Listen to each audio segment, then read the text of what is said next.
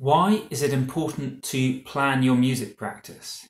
Turns out it's not just about being organised and efficient. It's actually the fact that the way your brain functions means that having a plan in place and following it will allow you to get better results from your practice. So in this video, I'm going to quickly explain what is going on here, what's the science behind that, and how you can use that to get more progress from the time you spend practicing. Hey friends, and welcome back to the channel. If you're new here, I'm Morley-Fletcher from playinthezone.com, and on this channel we explore insights and strategies to help musicians play better, improve faster, and just generally have more fun along the way. And the important insight that we're going to look at today is that your willpower is like a muscle. So if you think that if you were to go down to the gym and lift weights, your muscles get tired.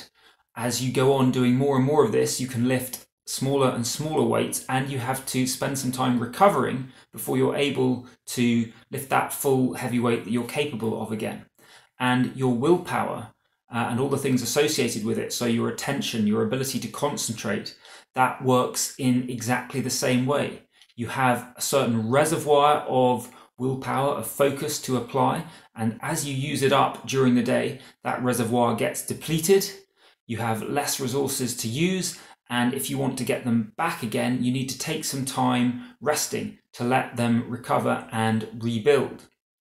Now, this is obviously going to be really important to your music practice, because your ability to concentrate and be focused and give your attention, most of all, is what's really going to have a big impact on whether your practice is effective or whether you're just sitting there going through the motions and nothing is coming out of this.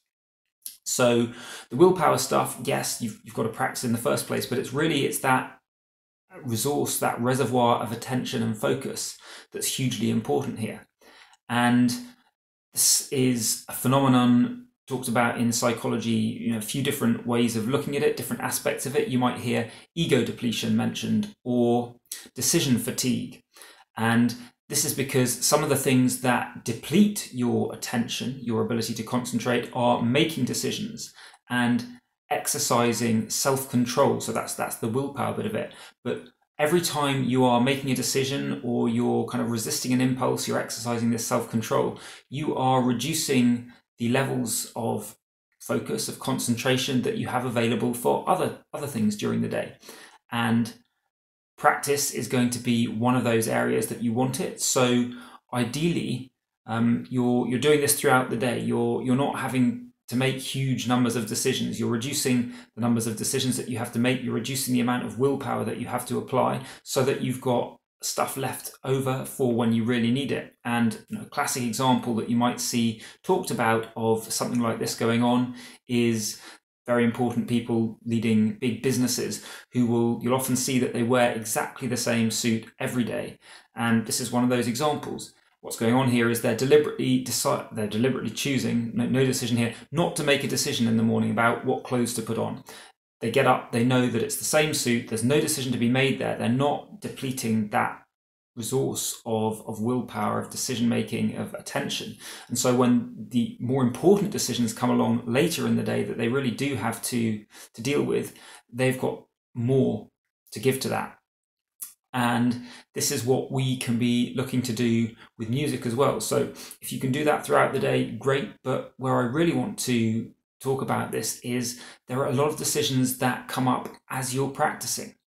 And if you're having to make hundreds of decisions about what to practice, when am I going to practice today? How long am I going to practice for? If I'm practicing a few different things, when am I going to switch from one topic to another? As you're going through the practice session and you're making those decisions, that is attention, that is willpower, that is not available for just the pure use of full focus on the music you're practicing. So if you can reduce those decisions, reduce the number that you have to make, you have got more to give just to practicing the music, and that is going to get you better results from your practice. So what is the way to do this? The way to do this is to make a plan. And it doesn't have to be a complicated plan. It doesn't have to be absolutely the best plan. So don't get hung up on making a perfect plan. If you have a plan of what you're going to practice, when you are going to practice it, all those sorts of things, those decisions are made in advance. So when the practice session comes, you know it's time to start. You know what you're going to do. You know how you're going to do it. No decisions there. You get straight in and all your attention, all your willpower goes on to the music. And that is going to get you better results. So that's the simple idea. I'd love to see how you put it into practice. One other thing to mention about this is just the fact that you do want to be really clear in that plan. It doesn't have to be complicated, it doesn't have to be amazing, but if it's very vague, then you get there, you think, right, I'm practicing this topic, and then you don't realize what that means. Maybe you've just thought scales, and all of a sudden you're having to decide, well, what scale am I practicing it? How am I practicing it? All those sorts of things. So your plan really wants to be as clear as possible so that you're not just kind of making fewer decisions, but actually all those decisions are made. It's so clear what you're going to do that there is no doubt, there is no decision left to be made. You just have to do it. And if you put this into practice, it feels like a bit more work, but you will get more out at the other end and you'll see the results in your music. Now, if like me, you find these insights into how the brain works and how that can help us as musicians interesting, then I definitely recommend checking out my video on how the Tetris effect can help you enjoy music more next. And if you like the special practice and performance tips that I only share with subscribers, then head on over to playinthezone.com and sign up for the emails. They're free.